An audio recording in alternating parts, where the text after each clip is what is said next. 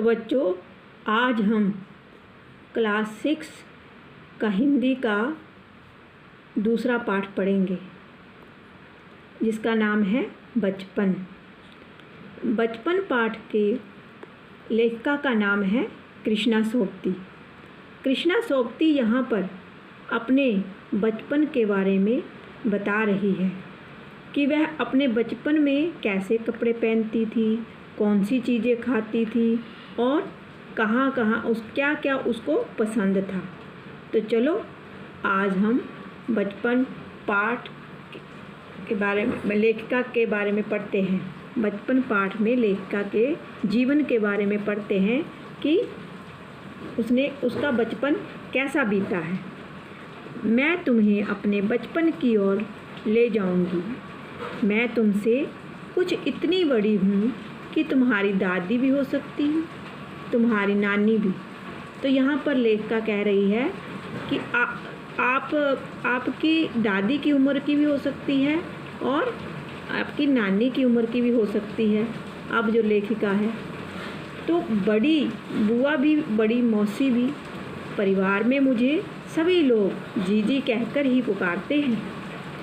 हाँ, मैं इन दिनों कुछ बड़ा बड़ा यानी उम्र में सियाना महसूस करने लगी हूँ।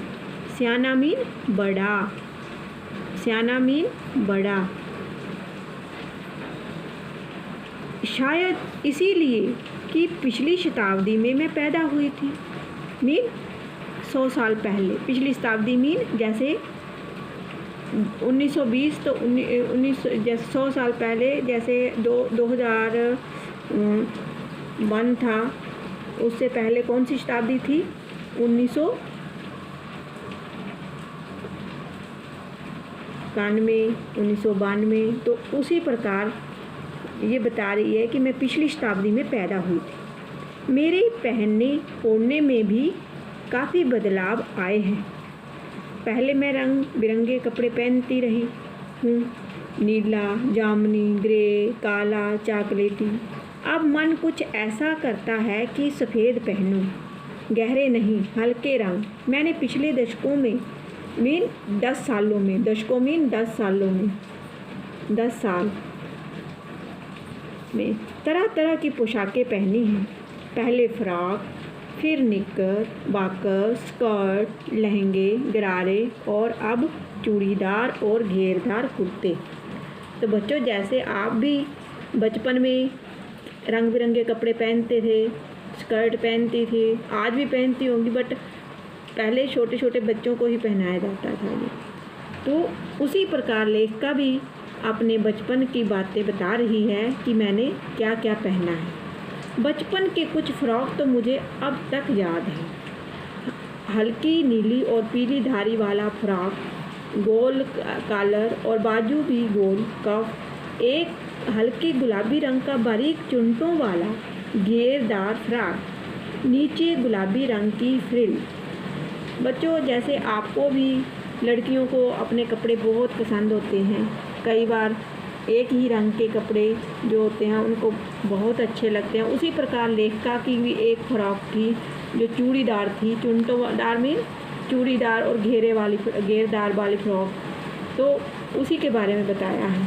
उन दिनों फ्रॉक के ऊपर की जेब में रुमाल और बालों में इतराते रंग बिरंगे रिबन का चलन था। लेमन कलर का बड़े प्लेटों वाला गरम फ्रॉक जिसके नीचे पर टंगी थी, फर लगाई हुई थी, मीन फ्रिल।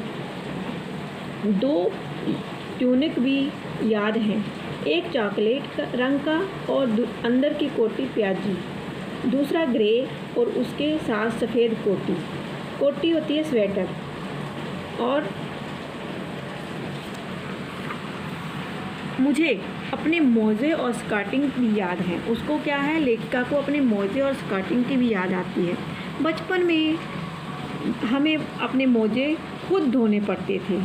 मीन जहाँ पर पहले ज़माने में क्या था, बच्चों को अपना काम अपने आप करने सिखाया जाता था और बड़े छोटे से एक समान बात करना भी सिखाया जाता था। वह नौकर या नौकरानी को नहीं दिए जा सकते थे, उसकी सख्त मनाही थी। हम बच्चे इतवार की सुबह इसी में लगाते। धो लेने के बाद अपने अपने जूते पॉलिश करके चमकाते। जब जूते कपड़े या ब्रश से रगड़ते तो पॉलिश की चमक उभरने लगती। बच्चों, इस लाइन को रेखांकित कर लो कि लेखिका जो थी अपने एतवार की सुबह कौन कौन से काम करती थी। तो ये इम्पोर्टेंट है। सर्वर, मुझे आज भी बूट पॉलिश करना अच्छा लगता है। हालांकि अब नई नई किस्म के शू आ चुके हैं। कहना होगा कि ये पहले से कहीं ज़्यादा आरामदेह हैं। हमें जब नए जूते मिलते उसके साथ ही शालों का इलाज शुरू हो जाता। जब भी हम नए जूते पहनते हैं तो वो हमारे पैर में लगते हैं, छाले पड़ जाते हैं। तो वही लेखिका बता रही है कि हमें उसका इलाज भी बताया। जब कभी लंबी सैर पर निकलते अपने पास रुई ज़रूर रखते। जूता लगा तो रुई मोजे के अंदर। हाँ, हमारे तुम्हारे बचपन में तो बहुत फ़र्क हो चुका है। जब भी कोई जूता लगता तो वो क्या करती थी, अपने शू के अंदर कॉटन रख लेती थी ताकि उसको जूता ना लगे। हर शनिचर को हमें ऑलिव ऑयल या कैस्टर ऑयल पीना पड़ता था। अब शनिवार को क्या करना पड़ता था, ऑलिव ऑयल पीना पड़ता था उनको, या कैस्टर ऑयल। ये एक मुश्किल काम था। शनिचर को सुबह से ही नाक में इसकी गंध आने लगती। छोटे शीशे के गिलास जिन पर ठीक खुराक के लिए निशान पड़े रहते, उन्हें देखते ही मितली होने लगती। मितली मीन ऐसे मन नहीं ना करता कुछ भी। अगर आपको चीज़ का स्वाद पहले से ही पता है तो कैसा है, तो आपको भी मितली होने लगती है कि नहीं पीऊँगी या नहीं। तो उसी प्रकार लेखिका को भी मन ऐसे ही हो रहा है। मुझे आज भी लगता है कि अगर हम ना भी पीते वह शनिवारी दवा तो कुछ ज़्यादा बिगड़ने वाला नहीं था। सेहत ठीक ही रहती। वो शनिवार को ही पिलाया जाता था उनको। तो मैं बताऊंगी कि हमारे समय और तुम्हारे समय में कितनी दूरी हो चुकी है। यहाँ तक कि बचपन की दिलचस्पियाँ भी बदल गई हैं। बचपन की जो दिलचस्पियाँ होती हैं बच्चों में, आप में भी होंगी। शौक़ होते हैं कुछ काम करने के, कुछ खाने के, तो वो सारे उसके बदल गए हैं। लेखिका क्या बोलती है कि अब हमारे समय और तुम्हारे समय में बहुत दूरी हो गई है और हमारे खाने पीने के शौक़ भी बदल गए हैं।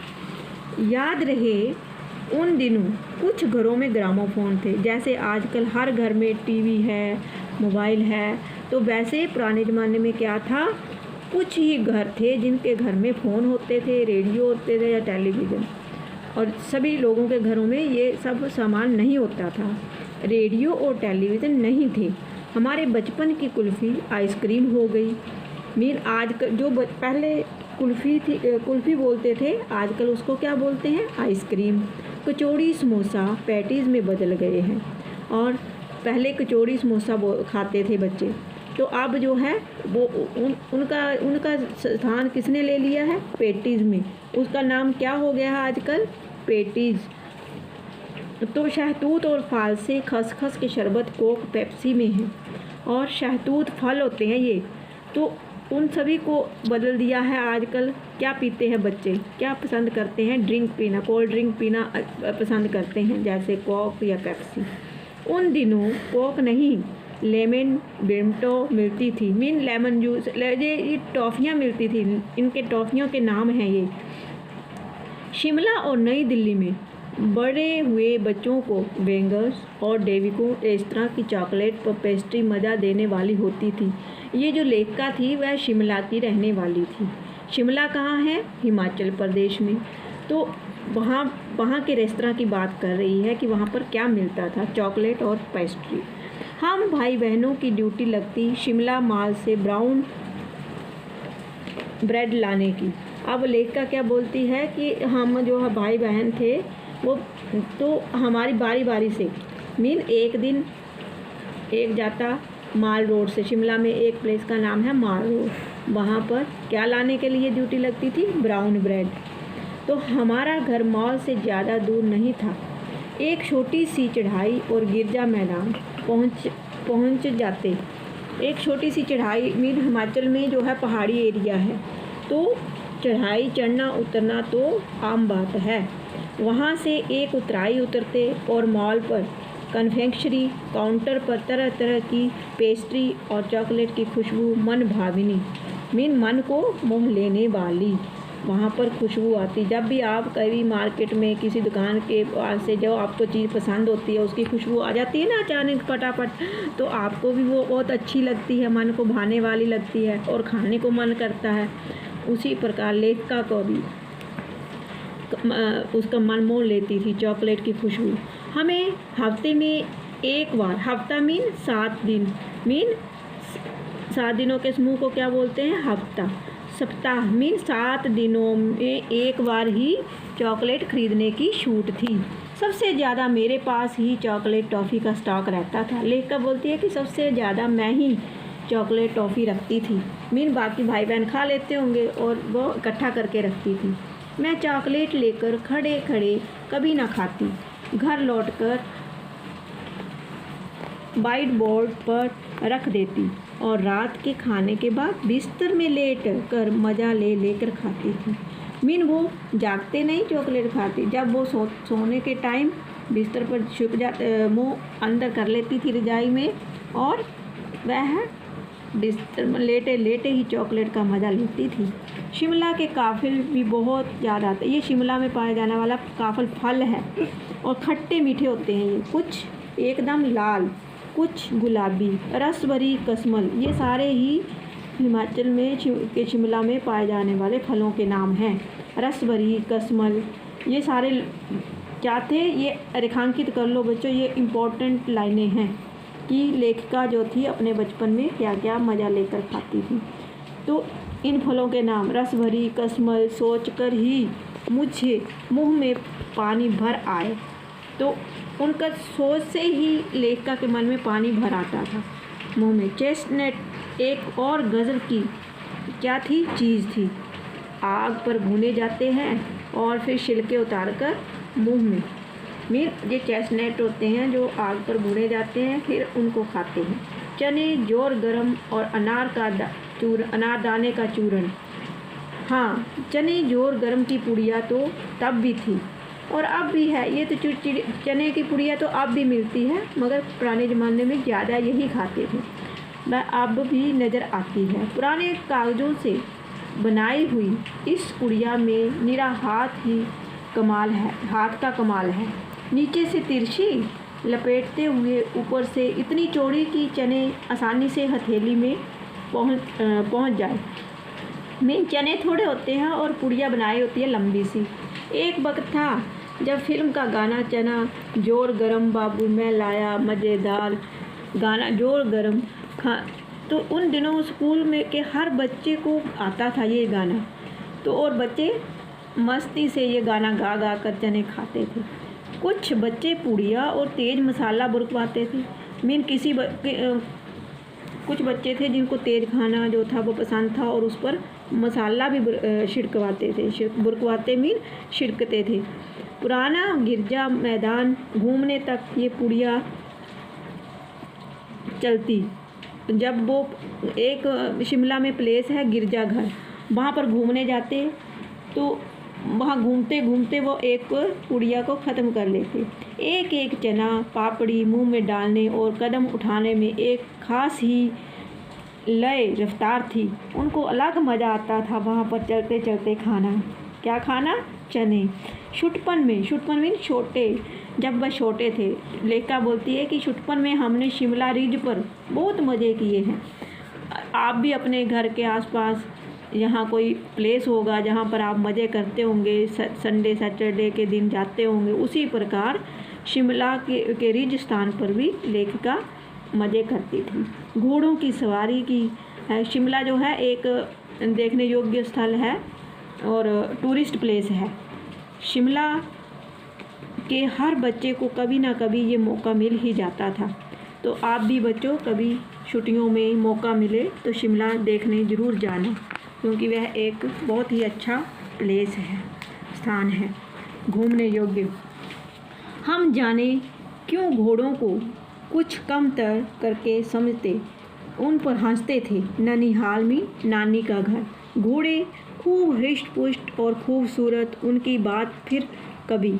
और वहाँ पर जो घोड़े होते थे वह ननिहाल में तो बहुत ही स्ट्रॉन्ग होते थे। हृष्ट पुष्ट मीन स्ट्रॉन्ग, जो तो वो देखने में भी बहुत सुंदर थे।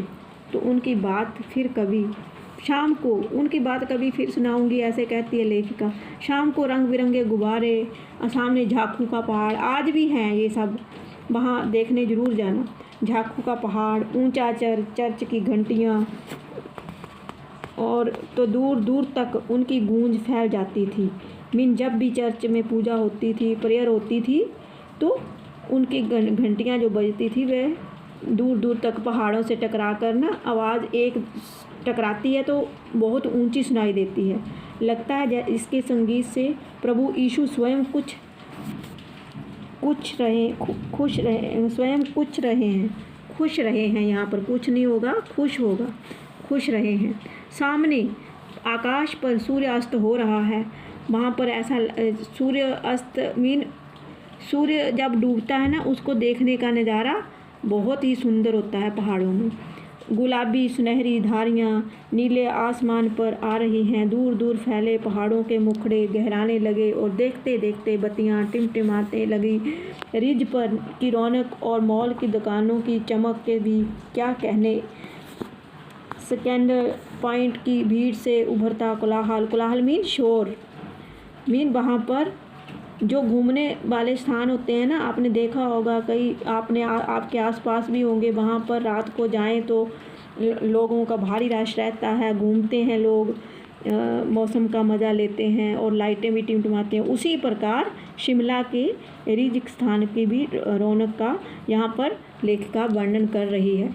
सर्वर स्कैंडल पॉइंट के ठीक सामने उन दिनों एक दुकान हुआ करती थी जिसमें एक शोरूम में शिमला कालका ट्रेन का मॉडल बना हुआ था।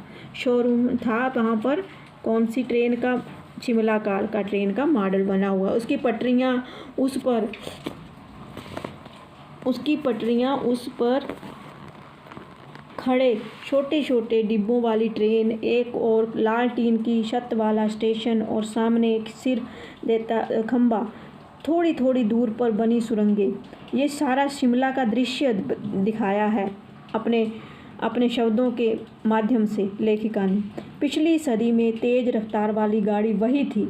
ये सब शिमला कालका ट्रेन ही थी जो हिमाचल में चलती है, आज भी है। कभी कभी हवाई जहाज़ भी देखने को मिलते।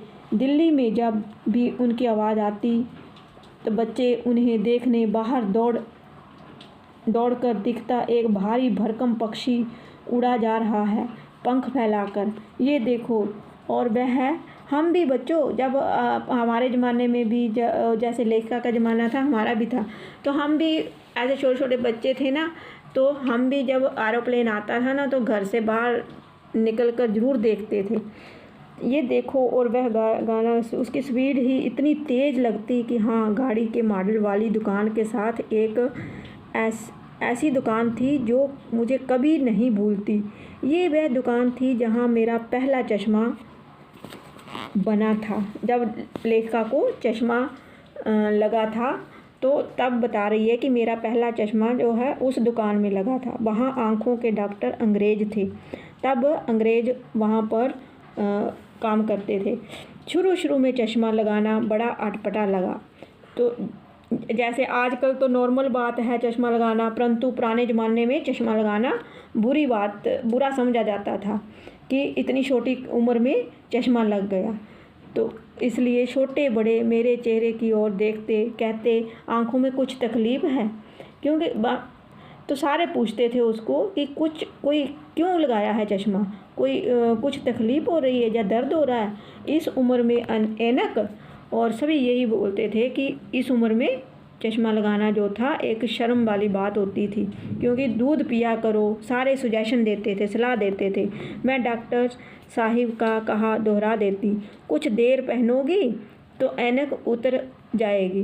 तो डॉक्टर ने उसको बोला था कि कुछ देर ही पहनना पड़ेगा और उसके बाद उतर जाएगा। कई बार आपको भी चश्मा लगता है तो डॉक्टर ऐसे ही बोलते हैं। परंतु बच्चों, जब तक आप पूरा खुराक नहीं खाओगे, अच्छे से खाना नहीं खाओगे तो वह नहीं उतरता।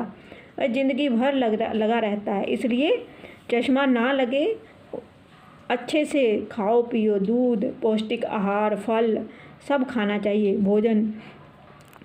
वैसे ही डॉक्टर साहब ने पूरा आश्वासन दिया था, पूरा विश्वास दिलाया था। आश्वासन मीन विश्वास दिलाया था कि उसका जो था, लेकिन चश्मा तो अब तक नहीं उतरा, क्योंकि अब उसने बोल दिया कि चश्मा नहीं उतरा। क्यों नहीं उतरा वो आपको पता है, क्योंकि उन्होंने खाना नहीं खाया, सिर्फ यही देखा कि डॉक्टर ने बोला है कि उतर जाएगा। नंबर बस कम ही होता रहा। मैं अपने आप इसकी जिम्मेदार हूँ। अब लेखिका मानती है, बड़ी होकर मानती है। उसको समझ नहीं थी ना पहले, जैसे आपको भी कई बार आपके मम्मी पापा बोलते हैं कि खाना खाओ, ये टाइम से उठो, टाइम से पढ़ो, टाइम से सब नाश्ता करो, उसी प्रकार उसको भी बोलते होंगे, बट नहीं माना। तो अब वो बड़ी हो गई है लेखिका, तो वो अपने आप को ही इसका जिम्मेवार ठहरा रही है। अब उसको समझ आ गई है। जब आप दिन की रोशनी को छोड़कर रात में टेबल लैंप के सामने काम करेंगी तो उसके अलावा और क्या होगा। तो वो क्या करती थी कि दिन में नहीं पढ़ती थी लेखिका, क्या करती थी, रात को टेबल लैंप लगाती थी, उसकी रोशनी में पड़ती थी। तभी तो उसका ये हाल हुआ था। सभी बोलते थे कि उसको चश्मा तभी लगा है। हाँ, जब पहली बार मैंने चश्मा लगाया तो मेरे एक चचेरे भाई ने मुझे छेड़ा, तो सारे चिढ़ाते थे उसको। उसका भाई भी चिढ़ाता था जब उसको चश्मा लगा, तो देखो कैसे चिढ़ाता है उसका चचेरा भाई कैसे चिढ़ा रहा है, देखो कैसी लग रही है।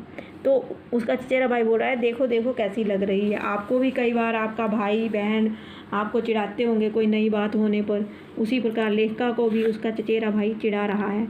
आँख पर चश्मा लगाया ताकि सूझे दूर की, ये नहीं लड़की को मालूम सूरत बनी लंगूर की। अब ये पंक्तियाँ दोहरा रहा है उसको चिढ़ाने के लिए। मैं खिजी, लेखिका बोलती है मैं खिजी मीन गुस्से हुई, खिजना मीन गुस्से होना कि मुझ पर ये क्यों दोहराया जा रहा है। पर शेर बुरा ना लगा।